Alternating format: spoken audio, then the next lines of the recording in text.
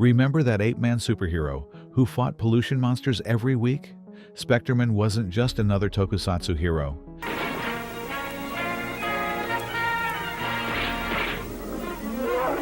He was an environmental crusader from outer space, judging humanity's right to survive. Today, we're counting down 20 bizarre facts about the alien defender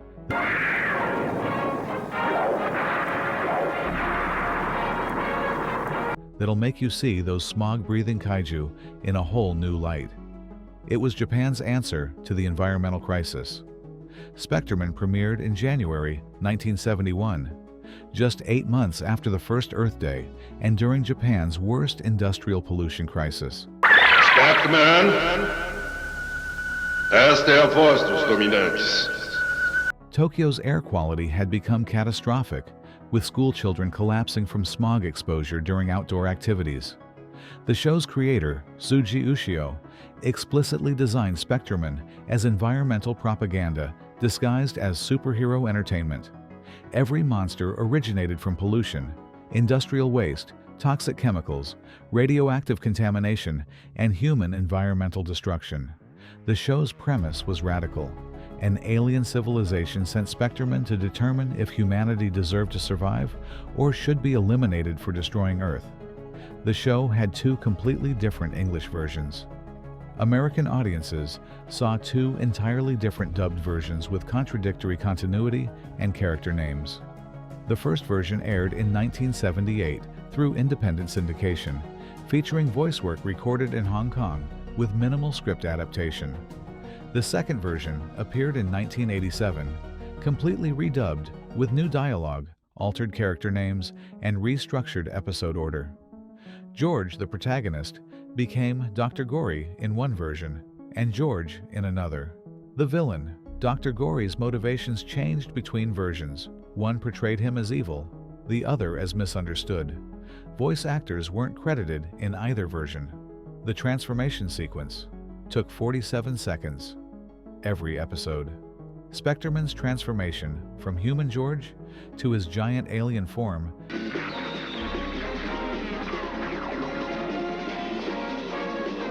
consumed nearly a full minute of screen time, every single episode.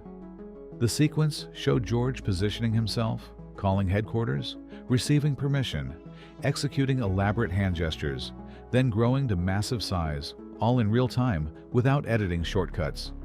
This wasn't budget-saving repetition like American cartoons. It was deliberate pacing that Japanese audiences expected from Tokusatsu transformation sequences. American distributors wanted to cut it down to 15 seconds for faster pacing, but contractual agreements with the original producers prohibited editing transformation scenes. Dr. Gory was a sympathetic environmentalist villain. The main antagonist, Dr. Gory, wasn't generically evil. He was an environmental terrorist with a legitimate philosophical position. How annoying. The Federation will undoubtedly send others. This simian scientist from Planet E believed humanity was a cancer-destroying Earth and created pollution monsters specifically to accelerate human extinction. His motivation was saving the planet by eliminating the species killing it. Episodes featured extended dialogue where Dr. Gory articulated genuinely compelling arguments about humanity's environmental sins. Some episodes portrayed him more sympathetically than the humans defending industrial civilization. Japanese viewers recognized him as commentary on radical environmental movements, gaining traction in the early 1970s. Real pollution data was shown during episodes. Several episodes displayed actual environmental statistics and pollution measurements during opening sequences or commercial break bumpers. Japanese broadcasts included graphics showing Tokyo's current air quality index, rivers' contamination levels, and industrial waste production statistics. These weren't dramatized. They were real government data provided by Japan's Environment Agency. The show served dual purposes: entertainment and public environmental education. American versions completely removed these data segments, replacing them with generic advertisements or shortened episodes. Japanese environmental organizations praised the show for raising awareness, While industry groups complained, it was anti-business propaganda targeting children. The monsters were explicitly based on real pollution incidents. Every kaiju represented documented environmental disasters. Heteron was based on mercury poisoning incidents in Minamata. Noisler represented noise pollution from Tokyo's expanding airport. Dustman embodied the particulate matter crisis choking Japanese cities. Writers researched actual environmental catastrophes and designed monsters that literally visualized those specific problems. Some episodes included opening text explicitly naming the real pollution incident, inspiring that week's monster. This direct connection between fiction and reality made Spectreman genuinely educational while maintaining monster-fighting entertainment value. The show was canceled due to oil crisis budget cuts. Spectreman ended abruptly in March 1972 after only 63 episodes despite strong ratings and cultural impact.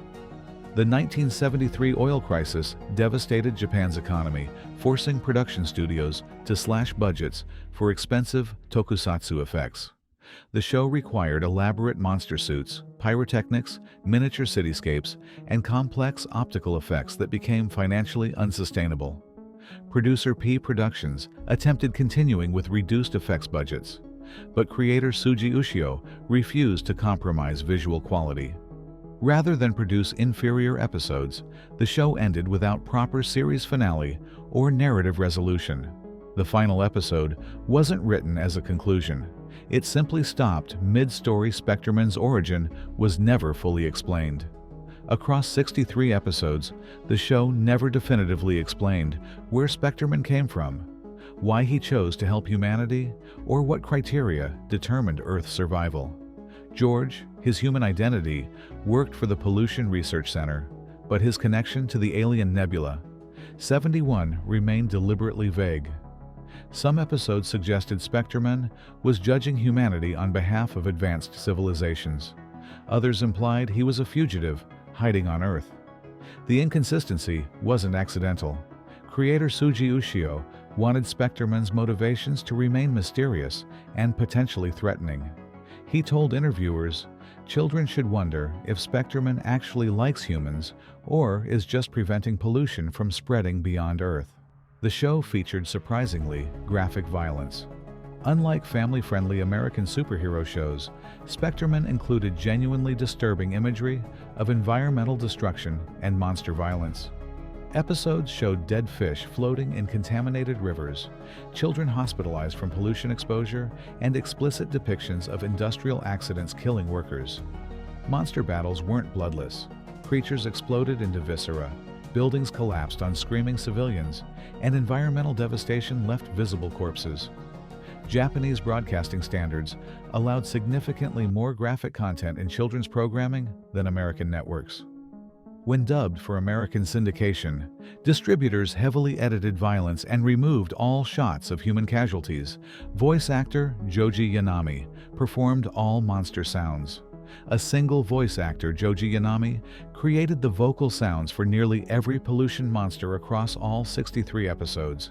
He developed a distinctive technique using guttural throat manipulations, nasal resonance, and electronic modulation to create unique kaiju voices. Recording sessions lasted 6 hours for major monster episodes, with Yanami performing dozens of variations until directors approved the final sound. He received no on-screen credit, despite his vocals being essential to each monster's character. Yanami later became legendary in Japanese voice acting, but Spectreman represented his first major sustained performance work. The costume weighed 62 pounds in Summerhia. The Spectreman suit weighed approximately 62 pounds and offered zero ventilation, creating dangerous working conditions for suit actors during Japan's humid summers. Tokusatsu veteran Koji Uenishi performed most of Spectreman's action sequences and regularly suffered heat exhaustion during filming. Production schedules required 12-hour shooting days in the suite. With only brief 15-minute breaks every 2 hours, Uenishi would emerge from the suit completely soaked, having lost up to 8 pounds of water weight during single filming sessions. Medical staff remained on set, specifically to treat dehydration and heat-related illness. Several episodes were delayed when Wenishi required hospitalization for severe dehydration. American networks initially rejected the show as too preachy. When distributor Mike Malcolm first pitched Spectreman to American networks in 1975, every major broadcaster rejected it. NBC called it environmental propaganda unsuitable for children's entertainment. CBS complained the show was depressing and anti-industrial. ABC said the environmental messaging was too sophisticated and politically controversial for Saturday morning audiences. Independent syndicators eventually picked up the show in 1978, but only after agreeing to minimize environmental messaging in dubbed dialogue scripts were rewritten to emphasize monster fighting action while downplaying pollution themes. References to corporate responsibility and industrial regulation were completely removed. The sanitized American version bore little resemblance to the original's environmental activism. The show predicted acid rain 5 years early. A 1971 episode called The Acid Monster depicted a creature that generated acidic rain, dissolving buildings and vegetation, 5 years before acid rain became widely recognized as a real environmental crisis. Scientists hadn't yet connected industrial sulfur dioxide emissions to atmospheric acid formation in popular discourse. Spectreman's writers consulted with environmental chemists who warned about theoretical acidification risks that mainstream science hadn't yet publicized. When acid rain became headline news in 1976, Japanese environmental groups circulated clips from that Spectreman episode as proof the entertainment industry understood pollution consequences before governments acknowledged them. The episode gained legendary status as prescient environmental warning disguised as monster entertainment. There was a banned episode about nuclear waste. Episode 34, Radioactive Terror, depicted monsters spawned from improperly stored nuclear waste, showing explicit imagery of radiation poisoning victims and contaminated landscapes. Japanese broadcasting standards initially approved it, but political pressure from nuclear industry lobbying groups forced the episode's removal after a single airing. The episode criticized Japan's nuclear waste storage practices and suggested government regulators were failing to protect public safety. Nuclear power companies threatened to pull advertising from the entire network if the episode remained in rotation. The network capitulated, permanently banning the episode from rebroadcast and excluding it from international distribution packages. Spectreman could refuse to help humanity. Unlike typical superheroes obligated to protect humans, Spectreman explicitly had the authority to abandon Earth if humanity proved unworthy of salvation. Several episodes featured moral debates where Spectreman questioned whether humans deserved protection given their environmental destruction. In episode 28, Spectreman actually refused to fight a pollution monster, telling humans they created the problem and should solve it themselves. Only last-minute human efforts to address pollution convinced him to intervene. This conditional heroism made Spectreman fundamentally different from Superman or Ultraman's unconditional protection. Children watching understood Spectreman might genuinely leave humanity to face extinction if environmental behavior didn't improve. Dr. Gory's sidekicks were criticized as racist caricatures. Dr. Gory's two simian assistants, Karis and Beller, featured exaggerated primate characteristics that some critics interpreted as racist caricatures, particularly in American broadcasts. Their subservient roles, broken speech patterns, and comic relief bumbling raised concerns about racial coding in villain design. Japanese creators insisted the characters were simply non-human aliens with no racial subtext intended, but American civil rights organizations questioned why the show's villains were explicitly ape-like while the hero appeared human. Distributors considered redesigning the characters for American markets, but ultimately decided the expense wasn't justified for syndication. The controversy was never fully resolved. The opening theme became an environmental protest anthem. The show's opening theme, Spectreman theme, was adopted by Japanese environmental activist groups during the 1970s anti-pollution demonstrations. Protesters sang it during marches against industrial polluters, using the show's heroic music to underscore their demands for stricter environmental regulations. Hear the flash, like a flame, faster. The song's lyrics explicitly referenced fighting pollution and protecting Earth, making it perfectly suited for activist purposes.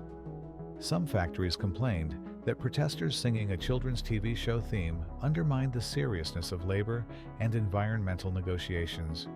Environmental groups responded that if children understood pollution's dangers through Spectreman, adults had no excuse for ignorance. Suit actor Koji Uenishi developed a unique fighting style. Uenishi created Spectreman's distinctive martial arts movements by combining karate, judo, and dance techniques specifically adapted for the restrictive costume. His background in traditional Japanese dance allowed him to convey power and grace despite the suit's severe mobility limitations. He developed signature moves that became Spectreman's visual trademark, specific kicks, hand gestures, and combat poses that fans could immediately recognize. Uenishi studied how the costume's bulk appeared on camera and choreographed movements that maximized dramatic impact while minimizing physical strain. His innovations influenced subsequent Tokusatsu suit performance techniques. Modern suit actors study Uenishi's Spectreman work as foundational text in Tokusatsu physical performance. The show influenced real environmental policy changes. Multiple Japanese Diet members cited Spectreman during 1972 debates about strengthening environmental protection laws. Representative Kenji Fukunaga specifically referenced the show during parliamentary arguments for the water pollution control law amendments, noting that if children understood industrial contamination through television, legislators had no excuse for inaction. Several municipalities adopted stricter pollution regulations in 1972, with local officials acknowledging public pressure generated partly through Spectreman's cultural influence, raising environmental consciousness. The show wasn't solely responsible for policy changes, but it contributed to shifting public opinion that made stronger environmental laws politically viable. Environmental historians credit Spectreman as one factor in Japan's surprisingly rapid environmental improvements during the 1970s. It created the Eco-Sentai subgenre that influenced Power Rangers. Spectreman established the template for environmentally focused tokusatsu that directly influenced later shows including Goranger, Battle Fever J, and ultimately America's Power Rangers franchise. The concept of heroes fighting monsters spawned by environmental destruction became a recurring tokusatsu trope for decades. Captain Planet, despite being American, clearly borrowed Spectreman's formula of pollution-spawned villains and environmental moral lessons. The Monster of the Week represents specific environmental problem structure became standard across multiple franchises, without Spectreman's success, proving this format worked commercially while delivering educational content. The entire Eco-Sentai subgenre might never have developed. So there you have it, 20 bizarre facts proving Spectreman wasn't just a man in a rubber suit fighting pollution monsters. He was environmental activism, political commentary, and genuine apocalyptic judgment disguised as Saturday morning tokusatsu.